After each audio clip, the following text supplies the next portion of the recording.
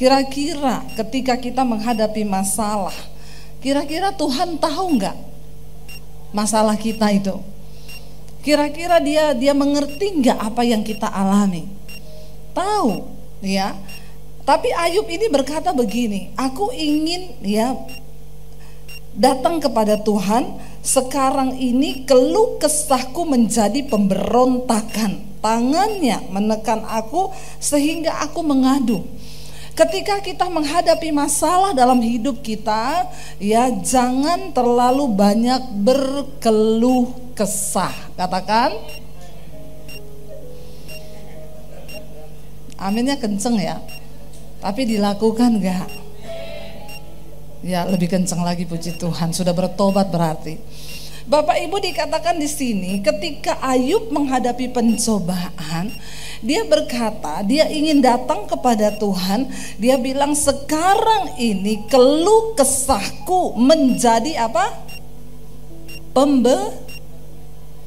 Kenapa Alkitab berkata kita jangan bersungut-sungut? Orang yang berkeluh kesah itu sama dengan orang yang suka bersungut-sungut. Nah, ketika kita ini berkeluh kesah, ada masalah, terus bersungut-sungut, maka apa yang terjadi? Dikatakan keluh kesahku berubah menjadi sebuah pemberontakan. Tanpa kita sadari, ada begitu banyak orang Kristen ketika menghadapi masalah, mereka itu memberontak di hadapan Allah. Tapi dia nggak sadar. Ini musik dari mana ya? Saudara jangan fokus sama musiknya, ya fokus sama khotbah, amin.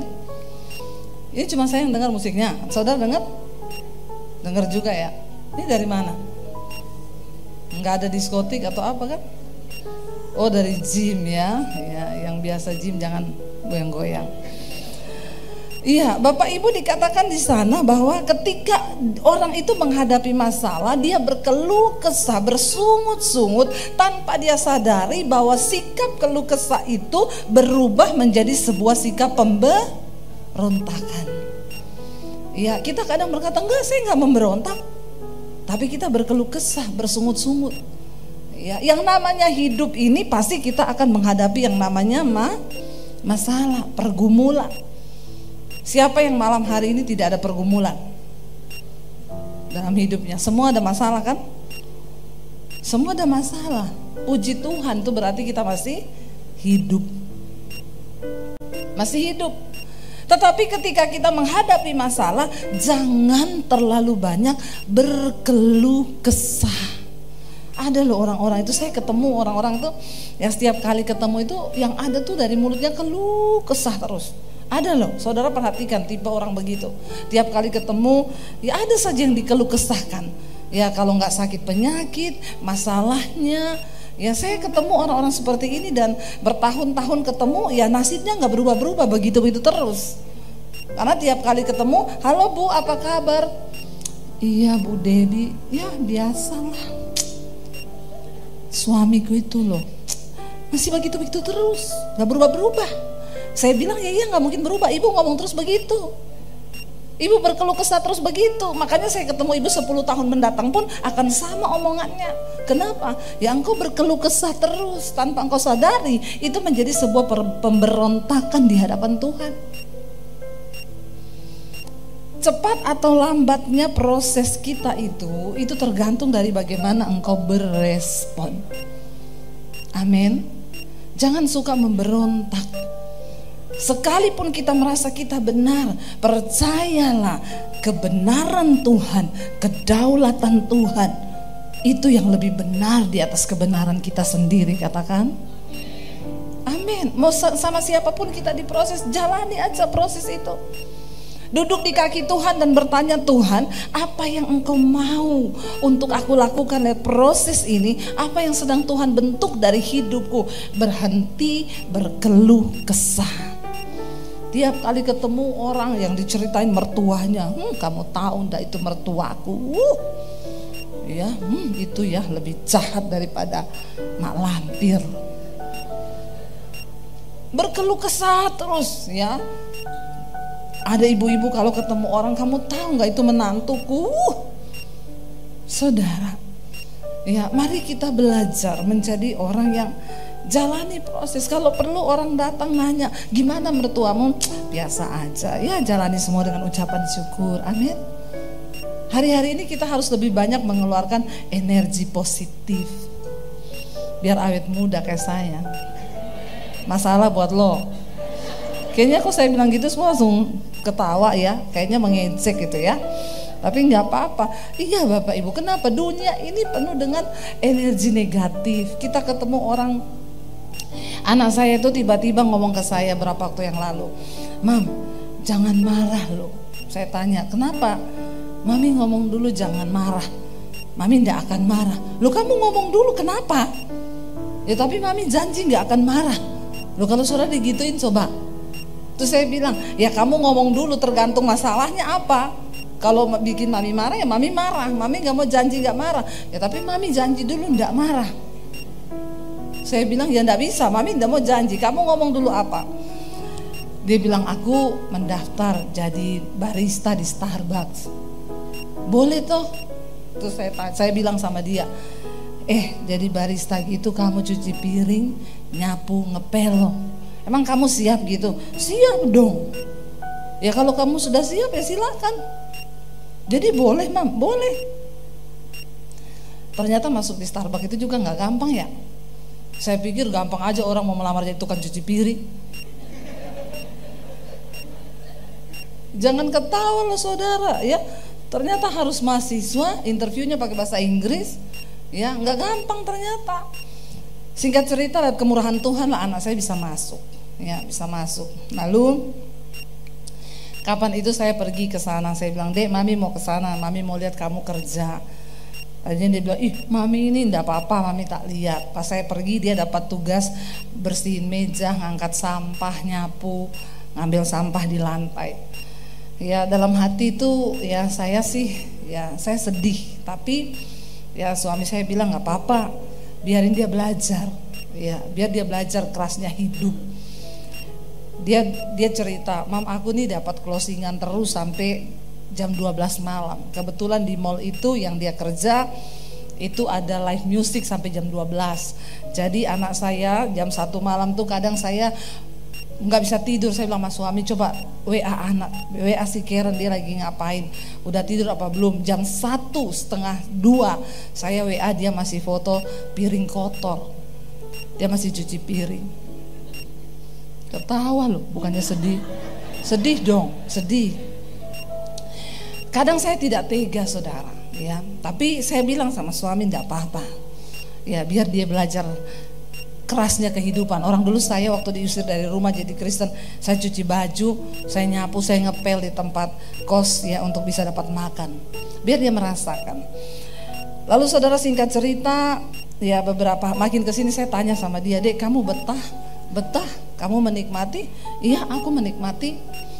Ya dia mulai cerita teman-temannya, ya dia cerita ada yang gini, ada yang gitu. Tapi tiba-tiba dia cerita kepada saya beberapa waktu yang lalu ketika pulang, dia bilang, Mam, ternyata tuh ya orang-orang itu banyak kisah ya Mam. Teman-temanku yang kerja itu semua pada kalau lagi makan siang mereka ngobrol. Kata anak saya, temanku yang satu dia kerja karena mamanya sedang sakit dan dia udah gak punya papa, udah meninggal, dan dia harus bayar kuliah sendiri dan dia harus menanggung biaya mamanya yang berobat. Dia curhat kepada anak saya, gaji saya di sini tidak cukup untuk biayai mama saya berobat dan untuk bayar kuliahku. Lalu yang satu cerita, ya mamanya barusan kawin lagi, ya dia selalu dimarahin di rumah kalau dia pulang malam, diolok-olok sama mamanya sendiri. Lalu anak saya cerita kalau yang satu lagi begini. Saya bilang sama anak saya, kamu lihat, ternyata di sekelilingmu itu ya saya bersyukur dia bisa ya akhirnya yang tadinya kerjaannya, Mam minta uang ke salon, Mam mau pedicure, manicure, pret, ya sekarang waktu dia melamar kerja di sana, rambutnya harus disuruh warna hitam lagi, balik kukunya yang disambung-sambung itu dicopot semua. Tapi saya lebih senang melihat anak saya seperti itu. Ya, terus dia bilang gini, aku kerja 9 jam sampai jam 2 pagi, dibayar berapa ratus ribu. Lalu dia bilang sama saya gini, aku baru menyadari ya Mam, aku dulu kalau minta uang mau ngafe ya 250 ribu, 300 ribu, ternyata dapat uang segitu, kerja sampai jam 2 malam, cuci piring, susah ya Mam cari uang. Sekarang dia banyak mikir, kalau mau beli apa-apa mikir, ini aku kerja 9 jam loh, baru bisa dapat sekian. Saudara, ya hidup itu, saya sebagai orang tua mungkin kadang gak tega, setiap kali mau tidur malam. Tapi sekarang bagus kalau ngajak anak 2 itu ke mall, ya kalau mereka, Mam beli itu, saya bilang, kamu tahu sekarang kakakmu lagi apa? Lagi cuci piring. Terus kamu senang-senang begitu? Ya, kamu tahu sekarang dia lagi apa? Jadi, ya iya, tapi kenapa dia yang kerja, kita yang jadi sasaran ya? Saudara, ya sebagai orang tua seringkali kita tuh enggak tega. Seperti itulah Tuhan. Sebenarnya seringkali Tuhan tuh melihat kita ketika kita sedang ada dalam pergumulan, ada dalam sebuah masalah. Tuhan itu lihat kita supaya kasihan juga anakku. Tapi seringkali dia harus rela mengizinkan kita menghadapi semua persoalan di hidup kita, supaya kita punya iman yang terlatih. Saya bisa ngomong sama anak saya, kalau kadang saya bilang sama suami saya udah suruh dia berhenti aja lah. Masa dia kerja sampai jam 2 malam begitu, udah gitu dia ditempatkan di mall yang ada live musiknya lagi sampai jam 12. Ini gini. Tapi kan suami saya bilang, enggak apa-apa biarin aja supaya dia tuh belajar. Saya bisa aja bilang, Dek besok kamu keluar, tak kasih 1 bulan kamu dapat berapa di situ. Tapi kan kita nggak bisa begitu. Justru orang-orang pada ngomong ke saya, Bu, anak ibu kerja di Starbucks ya, ibu yang paksa. Enggak, orang dia sendiri yang mau. Mereka tuh bilang luar biasa ya Bu, anak zaman sekarang mau cuci piring. Dan belum tentu loh, saya tanya sama anak saya yang tua, saya bilang, Dek kamu bisa nggak sama seperti adikmu, di depan banyak orang kamu bawa sampah, kamu ambil gelas kotor, kamu lap meja, kamu nyapu, kamu bisa nggak? Kakaknya bilang, iya sih, aku kayaknya gak bisa Mam. Loh saudara bisa gak? Tapi Tuhan itu, saya tuh dari situ saya dapat satu suara ya, Tuhan tuh bilang aku tuh seperti itu. Seringkali aku melihat anak-anakku, saya kadang jam 1 malam saya mau tidur, saya merasa berdosa. Saya bilang sama suami saya, masa kita enak-enakan tidur, anak kita loh lagi cuci piring. Loh, itu perasaan orang tua loh. Dan Alkitab berkata Tuhan itu Bapa. Dia Bapa yang mengerti setiap perasaanmu. Kalau saya saja sebagai orang tua, saya mau tidur jam 1 sementara anak saya masih cuci piring, saya tuh gak tega. Saya bilang sama suami saya, kasihan loh, saya gak tega tidur mengingat anak saya masih cuci piring. Dia capek, dia ngantuk, dia bergumul dengan semua kedagingannya di sana. Tapi saya harus rela. Dan saya bersyukur Bapak Ibu, tidak ada sesuatu yang hebat yang didapat dari sesuatu yang mudah. Saya percaya anak saya itu karakternya akan dibentuk. Ya, dia memiliki sesuatu yang membuat dia kuat. Seringkali walaupun kita tidak tega, saya merasakan Tuhan tuh ngomong, aku tuh seperti itu. Seringkali aku melihat anak-anakku berjuang dengan cucuran air mata. Sebenarnya aku Bapak ini seringkali tidak tega, tapi aku seringkali harus mengizinkan itu supaya engkau memiliki karakter yang kuat di dalam iman, dan kita teruji sampai pada garis akhir. Saudara, kalau saya aja sebagai manusia, saya gak mau tidur jam 1 karena membayangkan anak saya masih cuci piring. Bagaimana dengan Tuhan? Dikatakan dia Bapa yang mengerti. Makanya firman Tuhan berkata, seperti Bapa yang sayang kepada anaknya, demikian Tuhan itu mengasihi saudara dan saya. Tapi kenapa seringkali dia harus izinkan pergumulan, pencobaan, tantangan datang dalam hidup kita? Cuma satu tujuannya, Tuhan ingin engkau menjadi bukan anak-anak gampangan. Sebab untuk bisa masuk ke surga, ke dalam sebuah hidup yang penuh kekekalan, itu tidak mudah. Kita sudah dibayar lunas oleh Kristus, tapi kita harus berjuang supaya Kristus itu sungguh-sungguh tinggal dalam hidup kita. Dan kita bisa berkata, hidupku bukan aku lagi, tapi Yesus yang hidup di dalamku. Itu loh goalnya. Itu yang Tuhan mau. Berhenti berkeluh kesah, berhenti menjadi pemberontak di hadapan Tuhan. Apapun persoalan yang sedang engkau hadapi hari ini, bilang, Tuhan, bentuk aku Tuhan. Aku tahu mungkin hari ini juga Tuhan tidak tega melihat aku bercucuran air mata. Tapi kalau engkau harus izinkan itu, aku tahu engkau mengasihiku Tuhan. Sebab Alkitab berkata, Tuhan menghajar orang yang dikasihinya, dan dia menyesal orang yang dianggapnya sebagai anak.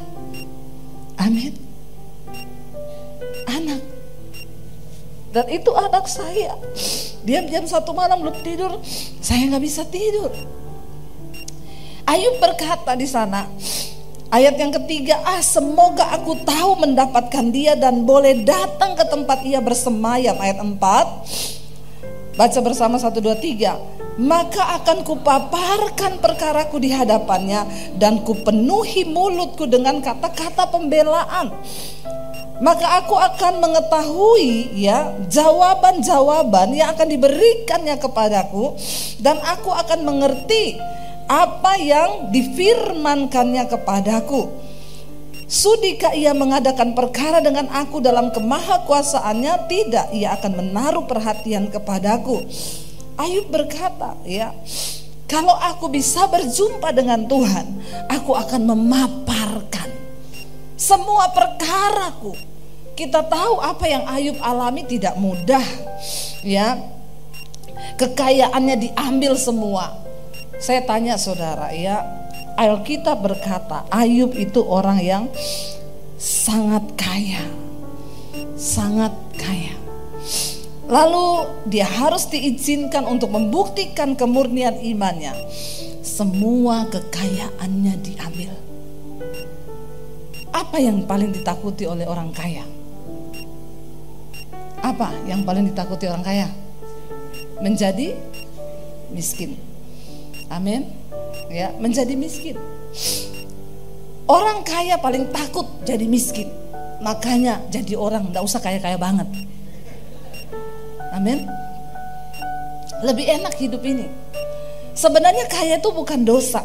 Yang jadi masalah kalau orang kaya nanti lifestyle-nya berubah. Dia menikmati semua yang baik. Lalu ketika dia harus mengalami yang buruk, itu biasanya dia gak bisa terima. Tuhan sangat mengasihi Ayub. Tuhan sangat mengasihi Ayub. Di dalam segala kekayaannya Tuhan mungkin tahu, kan Tuhan yang paling tahu.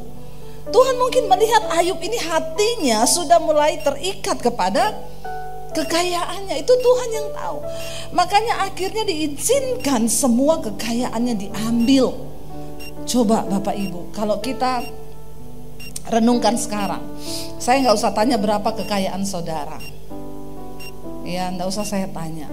Hari ini, kalau apa yang ada padamu diambil Tuhan, masihkah engkau mau memuji, menyembah, dan berkata Tuhan baik? Saya seringkali berpikir begitu loh.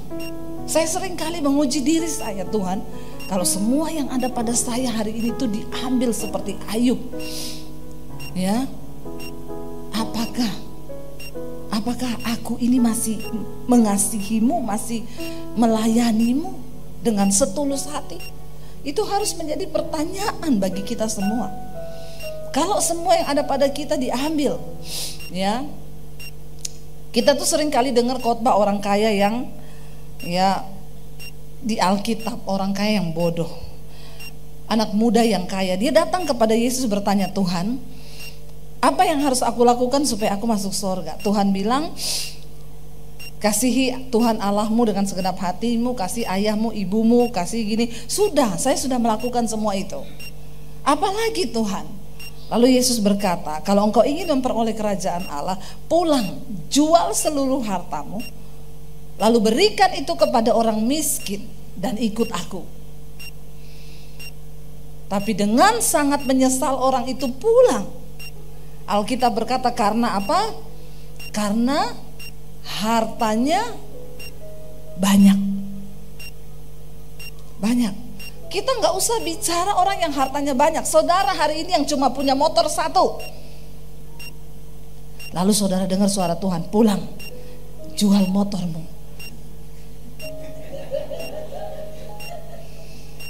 lalu kasih orang. Pasti saudara tengking, dalam nama Yesus, setan, jangan bicara setan. Langsung itu pasti auto tengking, dalam nama Yesus, setan bicara. Iya apa ya? Iya kan? Nggak usah bicara. Kadang orang Kristen itu sok kalau ngomong, itu loh cerita tentang orang kaya, akhirnya Yesus menyuruh karena hartanya banyak. Nggak usah bilang yang hartanya banyak, yang cuma punya motor 1, disuruh pulang, jual motormu, kasih sama orang. Halo? Amin apa ini? Ya, berat saudara, berat ya. Nah kita ini harus mengukur iman kita, saudara. Nilai engkau mengasihi uang itu hati-hati ya. Yesus satu-satunya mensejajarkan dirinya itu dengan mamon. Dia bilang engkau tidak bisa mengabdi pada Allah dan pada mamon. Karena kalau engkau mengabdi pada mencintai salah satunya, engkau akan membenci yang salah satunya. Untuk bisa menjaga kasihmu kepada Tuhan, makanya engkau tuh harus banyak-banyak menabur. Langsung ditengking, dalam nama Yesus. Biasa aja mukanya. Bilang amin dong. Aminnya pakai emosi. Begitu dengar menabur, nggak ada yang langsung amin. Dengar baik Bapak Ibu, ngeri loh, ngeri. Ya, kalau hati kita sedikit saja melenceng, itu ngeri tanpa kita sadari. Kenapa Yesus mensejajarkan dirinya dengan mamon? Karena hati-hati. Saudara kalau mau menilai cintamu kepada Tuhan itu masih benar atau tidak, maka bilang Tuhan, beri aku kepekaan untuk aku belajar menabur. Amin. Terutama soal harta. Kedepan ini kita akan mengalami banyak hal-hal yang sulit ya, karena bukan prediksi ekonomi, bukan. Alkitab berkata di akhir zaman akan datang masa yang sukar. Ya, dan bagaimana untuk kita ini mengalami pemeliharaan Tuhan? Saudara harus banyak menabur. Kurang percaya. Ampunilah mereka yang kurang percaya ini Bapa. Ya, ini hati-hati loh saudara. Orang pelit gak masuk surga loh ya, orang pelit. Bener. Kalau engkau punya tahap menabur itu lebih besar daripada kepentingan dirimu, itu berarti engkau masih mengasihi Tuhan. Ya, contoh ya, saudara berani beli tas 500 juta, maka takaran taburanmu harus 1 M. Tengking lagi, dalam nama Yesus. Maaf loh ya, banyak orang tuh gaya di luar pakai brand, pakai yang mahal-mahal. Sorry, Tuhan tidak menilai hidupmu, nilaimu dari apa yang kau pakai, tapi dari jumlah taburan ketika Tuhan itu menggerakkan engkau. Saya ini mau bersaksi. Kenapa ini beloknya ke menabur ya? Saya tuh tidak bermaksud mengkhotbah soal menabur loh malam ini. Tapi Tuhan tahu mungkin banyak yang pelit di sini. Makanya harus dikhotbahi. Loh bener loh saudara, saya tuh nggak pernah ini, saya ikuti aja apa yang Tuhan mau. Alurnya mau kemana dia bawa ya sudah, berarti itu maunya Roh Kudus. Amin. Ya, bertobat ya, bilang kanan kirimu, bertobat pelit. Ya. Saudara percaya yang punya dunia ini Tuhan? Saudara percaya yang punya uang ini Tuhan? Kalau dia yang pegang kendali kan, bagi dia memberkati kita itu mudah nggak? Mudah, tapi dia mencari orang yang bisa dijadikan bendahara. Saya berdoa saudara bukan hanya menjadi orang yang diberkati Tuhan, tapi saudara menjadi bendahara-bendaharanya Tuhan. Saudara, saya ya beberapa waktu yang lalu kita pelayanan di Semarang, lalu saya ketemu seorang hamba Tuhan. Ya, ini saya bersaksi karena saya percaya semua yang terjadi dalam hidupku itu adalah sebuah rencana Tuhan untuk menjadi sebuah kesaksian. Dan itu nggak dibuat-buat. Lalu ada seorang pendeta itu, kita sering ketemu dia. Ya, kadang kalau saya datang ya dia yang jemput kita, ya, dan kadang ya kalau saya bawa mobil saya yang jemput dia. Kami tahu pendeta ini ya, dia nggak punya mobil saudara. Ada mobil satu dipakai sama anaknya. Lalu beberapa kali kami ke sana ya, saya tuh digerakkan Tuhan untuk beliin dia mobil. Tapi seperti saudara juga saya langsung tengking dalam nama Yesus. Setan ini, setan. Ini bukan Tuhan. Please jangan bicara lagi. Pendeta juga manusia. Punya rasa, punya hati, jangan samakan dengan pisau belati. Nggak enak saudara. Aduh, bisa dengar suara Tuhan tuh nggak enak. Makanya hati-hati. Kalau saudara minta bisa dengar suara Tuhan, maka engkau harus siap mentalmu. Kalau nggak gila. Bener.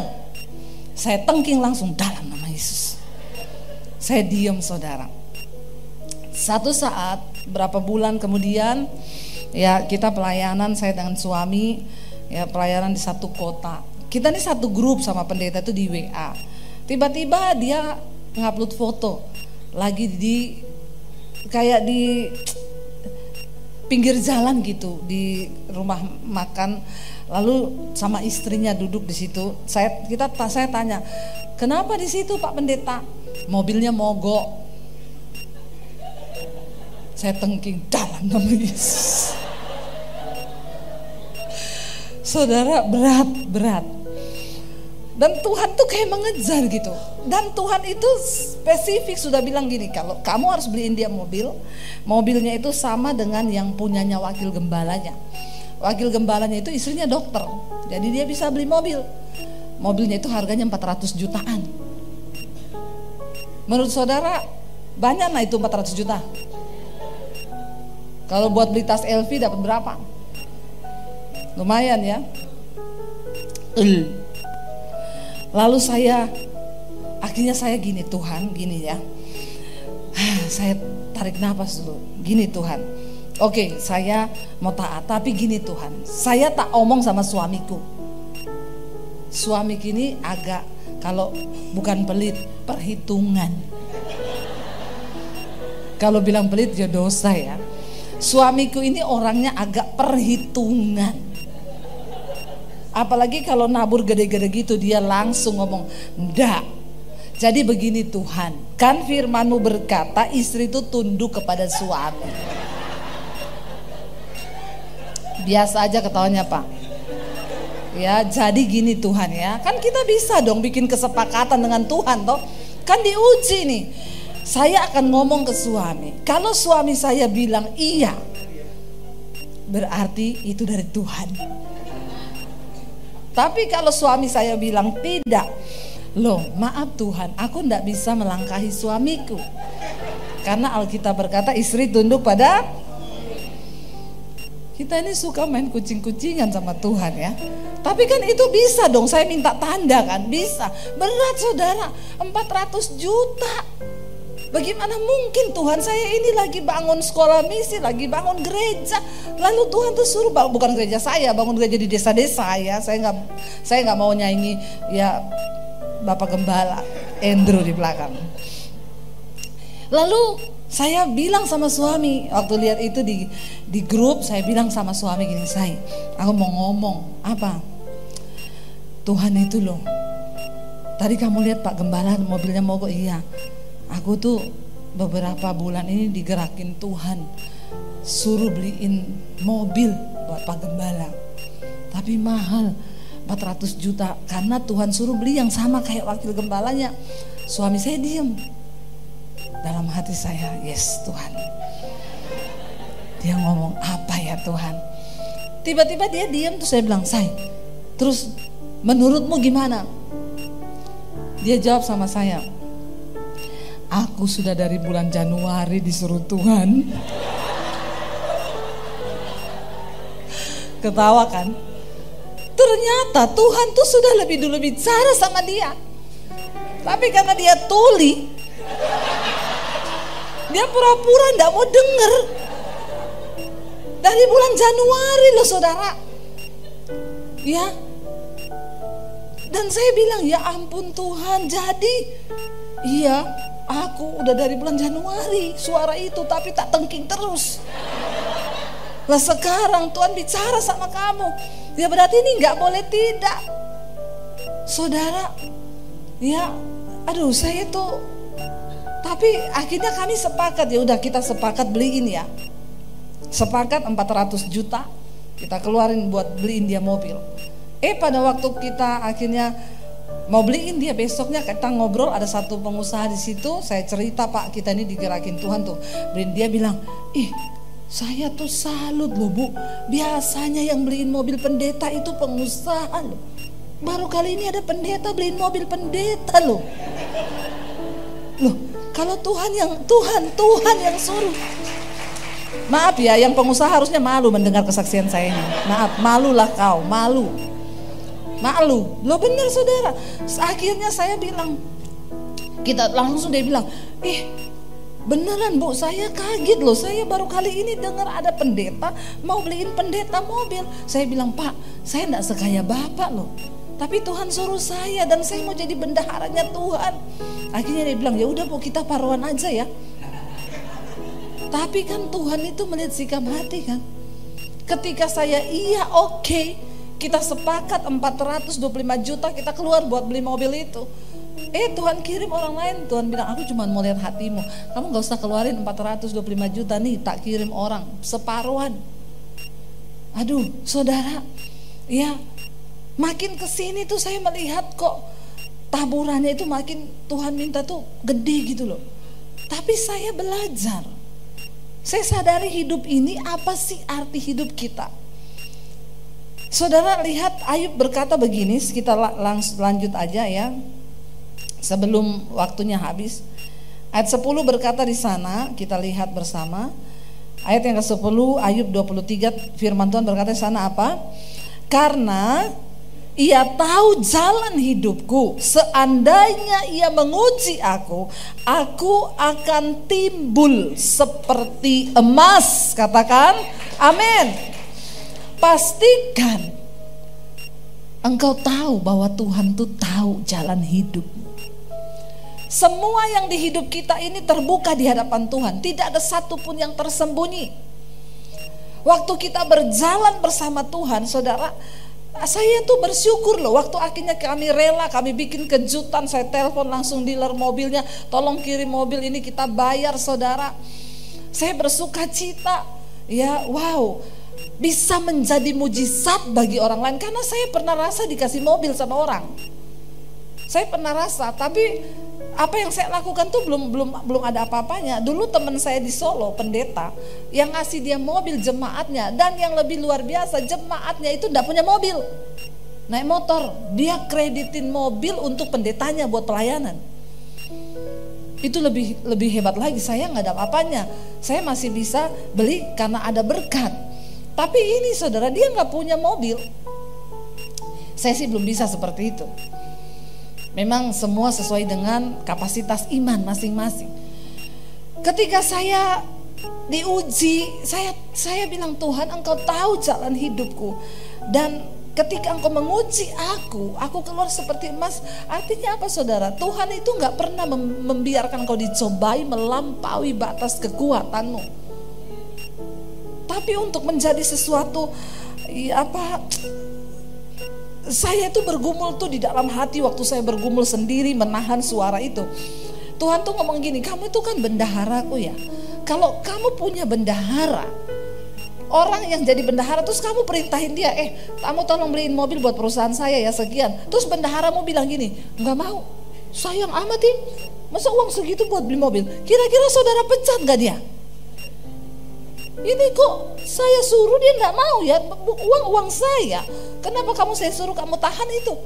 Saudara, saya itu dapat bayangan tuh seperti itu. Tuhan bilang, ya kalau kamu tuh mau jadi benda taat, saya lakukan itu. Saudara tahu apakah saya berkekurangan? Enggak. Tuhan semakin melipat gandakan berkat, dan saya mau terus menjadi bendaharanya Tuhan. Saya sampai hari ini bersaksi depan saudara, saya beli tas 50 juta enggak berani, 30 juta enggak berani. Enggak berani. Kalaupun saya pakai yang mahal tuh karena dikasih orang. Tapi buat saya beli begitu, saya enggak berani. Karena saya pikir uang segitu berarti buat bangun satu pastori di desa, itu sudah jadi. Tapi ukur cintamu kepada Tuhan itu sejauh mana. Dan satu-satunya membuktikan cinta kita kepada Tuhan itu adalah bagaimana engkau bersikap terhadap mamon. Mungkin Tuhan tahu Ayub ini dia kaya, dia diberkati, punya ternak banyak. Dalam waktu semalam habis semua kekayaannya. Dia mengalami kebakaran, ternaknya habis, hartanya habis. Dia tinggal sebatang kara, bahkan anak-anaknya mati. Tapi apa yang Ayub bilang? Dia bilang, terpujilah Tuhan, engkau yang memberi, engkau yang mengambil. Sampai di titik ini Ayub masih bisa menang. Karena ternyata harta tidak masuk dalam hatinya. Tapi ketika akhirnya dia dicobai dengan tubuh sakit penyakit, di situ dia tidak tahan, saudara. Dia mulai membuat pembelaan di hadapan Tuhan. Dia mulai berkeluh kesah. Kalau saudara baca di pasal-pasal, ada Ayub pun menyalahkan Tuhan. Ya, bahkan di Ayub 35, coba kita lihat bersama Ayub 35 di sana, ya. Ayub itu bersungut-sungut. Lalu sahabatnya Elihu, di sana dikatakan ayat yang pertama Ayub 35, maka berkatalah Elihu, ya, inikah yang kau anggap adil dan yang kau sebut kebenaranku di hadapan Allah. Dia menegur Ayub. Kalau engkau bertanya apakah gunanya bagiku, apakah kelebihanku bila aku berdosa, akulah yang akan memberi jawab kepadamu dan kepada sahabat-sahabatmu yang bersama-sama dengan engkau. Arahkanlah pandanganmu ke langit dan lihatlah, perhatikanlah awan-awan yang lebih tinggi daripadamu. Jika engkau berbuat dosa, apa yang akan kau lakukan terhadap Tuhan, terhadap dia? Kalau pelanggaranmu banyak, apa yang kau buat terhadap dia? Ayub sempat berkata, sia-sia aku menjaga hidupku dalam kekudusan. Sia-sia aku ini bayar perpuluhan, aku bayar buah sulung, aku ini bayar gaji buruh tidak pernah terlambat, aku tidak bersinah, aku tidak meniduri pegawaiku. Ayub bilang, aku mempersembahkan korban tepat waktunya, korban sembelihan, korban bakaran, tidak ada satu pun yang kulewatkan. Tapi apa yang Tuhan buat kepadaku? Aku mengalami pencobaan yang begitu berat. Lalu Elihu datang dan Tuhan berbicara lewat Elihu kepada Ayub. Dia bilang, kalau engkau berkata, ya apa gunanya, apa kelebihan? Kalau aku ini hidup dalam dosa, mending aku berbuat dosa aja. Toh aku juga mengalami sama dengan apa yang orang fasik alami. Untuk apa aku berbuat benar? Untuk apa aku hidup dalam kekudusan? Kalau aku mengalami pencobaan yang sama dengan orang dunia. Sering kali kita pun berkata begitu, Tuhan itu orang hidupnya berdosa loh, dia gak kenal Tuhan. Tapi kenapa pergumulanku lebih berat dari dia? Rasanya hidupnya dia tuh lebih enak daripada saya. Aku yang menjaga hidup kudus, aku yang melakukan ini dan itu. Tapi apa yang Tuhan buat? Itu pun yang Ayub lontarkan. Dan Elihu berkata, kalau engkau berbuat dosa, ya apa yang engkau lakukan terhadap Tuhan? Tuhan tetap Tuhan. Kalau pelanggaranmu banyak, apa yang dapat kau buat terhadap dia? Jikalau engkau benar, apa yang kau berikan kepada dia? Ya apa yang telah diterimanya daripadamu? Elihu bilang, kalau engkau berbuat dosa, Tuhan tidak berubah karena dosamu. Dia tetap mulia, dia tetap Tuhan. Sebaliknya kalau engkau berbuat baik, memang apa yang sudah kau berikan buat Tuhan? Alkitab berkata kebaikan manusia itu seperti kain kermisi, semuanya merah, semuanya kesumbah di hadapan Allah. Jadi engkau hidup benar atau engkau hidup berdosa, tidak ada untungnya bagi Tuhan. Amin. Sebaliknya apa saudara? Ya, ayat 8 di sana dikatakan, hanya orang seperti engkau yang dirugikan oleh kefasikanmu, dan hanya anak manusia yang diuntungkan oleh kebenaranmu. Kalau engkau memilih hidup dalam dosa, Tuhan tidak rugi, engkau sendirilah yang rugi karena perbuatan dosamu di dunia ini. Sebaliknya, kalau engkau hidup benar, engkau beramal, anak manusia yang untung, bukan Tuhan yang untung. Seringkali kita pikir ketika kita berbuat kebaikan Tuhan untung. Apa yang bisa kita untungkan bagi Tuhan? Tidak ada saudara. Kita hidup pun hanya karena kasih karunia. Sesungguhnya dengan apapun kita nggak pernah bisa balas kasih Tuhan. Tidak ada. Kalau engkau berbuat dosa Tuhan gak rugi. Kalau engkau berbuat benar Tuhan gak untung. Hanya engkau yang rugi kalau engkau fasik. Hanya engkau juga yang untung kalau engkau berbuat benar. Amin. Kenapa sulit hidupmu di dunia? Karena kebanyakan dosa. Sebaliknya kalau engkau melakukan kebenaran, ya engkau lah yang akan diberkati. Jadi engkau berbuat benar atau berbuat dosa, itu gak ada dampaknya buat Tuhan. Dan Tuhan tidak pernah bisa dipengaruhi oleh apapun sikap kita. Kitalah yang akan menuai, kita yang menabur, kita yang menuai. Jadi bukan soal sekarang ndak usah kasih perpuluhan. Ya itu pilihan. Kalau engkau mau menabur, engkau yang akan diberkati. Orang tanya sama saya, Bu, berarti sekarang ndak usah kasih perpuluhan. Ya jadilah sesuai imanmu. Kekristenan bukan soal ini boleh itu tidak boleh. Kenapa kita disuruh latih perpuluhan itu? Supaya tidak semua kau makan. Cuma 10% engkau dilatih saja mengembalikan yang menjadi miliknya Tuhan. Tapi kalau engkau kasih 20 ya puji Tuhan, haleluya. 50 ya jadilah sesuai imanmu. Jadi bukan soal boleh atau tidak. Jangan saudara pikir ketika engkau kasih perpuluhan, ya yang untung siapa? Saudara, Tuhan melihat hatimu. Kalau engkau rajin berbuat kebaikan, engkaulah yang akan menuai. Kalau engkau berbuat dosa, engkau juga yang akan menuai. Hidupmu sulit di dunia ini. Jadi itu tidak ada hubungannya dengan Tuhan. Engkau berbuat baik, bukan Tuhan untung. Engkau berbuat dosa, bukan Tuhan rugi. Mari kita mengerti maksud Tuhan di dalam setiap persoalan di hidup kita. Ya, biarlah kita juga mau berkata seperti Ayub berkata. Kita mau bilang di hadapan Tuhan seperti Ayub bilang, engkau tahu jalan hidupku. Dan kalau engkau menguji aku pasti akan keluar seperti emas yang dimurnikan. Emas dimurnikan tuh ndak enak. Kenapa Ayub bilang emas yang dimurnikan? Emas itu kalau dimurnikan dia dimasukin dalam dapur api.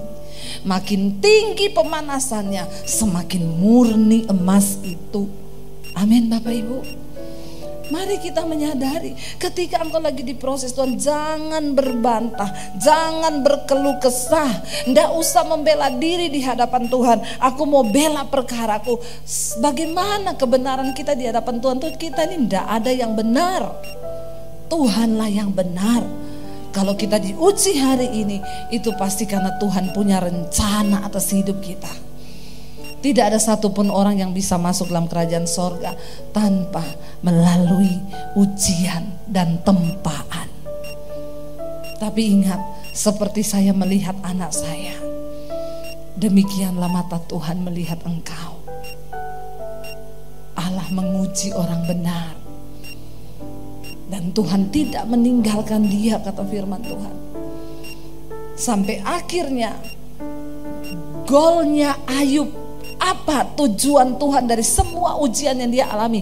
Tuhan kembalikan berlipat kali ganda. Hartanya dikembalikan berlipat kali ganda. Anak-anaknya dikembalikan. Dia melahirkan anak-anak yang lebih cakep daripada yang sebelumnya.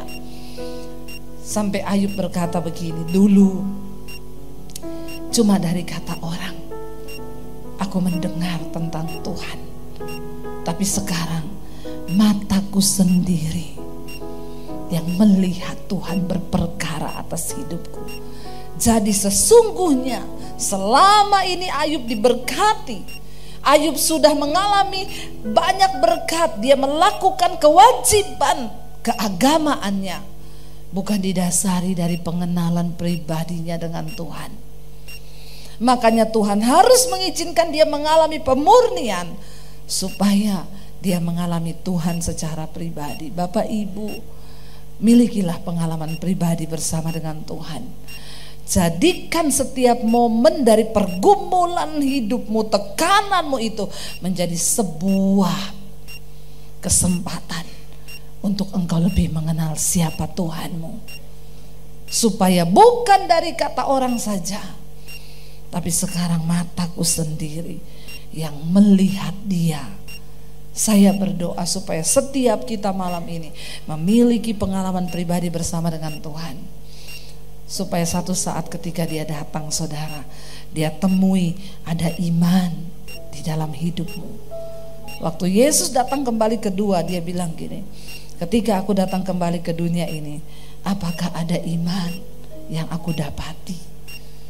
Semua akan diuji, dan Alkitab bilang banyak yang akan murtad. Orang-orang yang murtad adalah mereka yang tidak pernah mengalami Tuhan secara pribadi. Karena itu saya berdoa, saya undang para imam musik maju ke depan, biar kita semua memiliki pengalaman pribadi dengan Tuhan.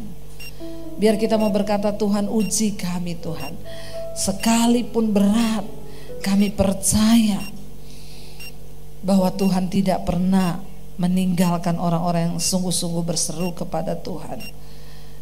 Kami mau sungguh-sungguh percaya bahwa setiap proses yang Tuhan izinkan terjadi di hidup kami, itu akan membawa kebaikan di dalam hidup kami. Tuhan, Engkau Tuhan yang turut bekerja dalam segala perkara untuk mendatangkan kebaikan di hidup kami.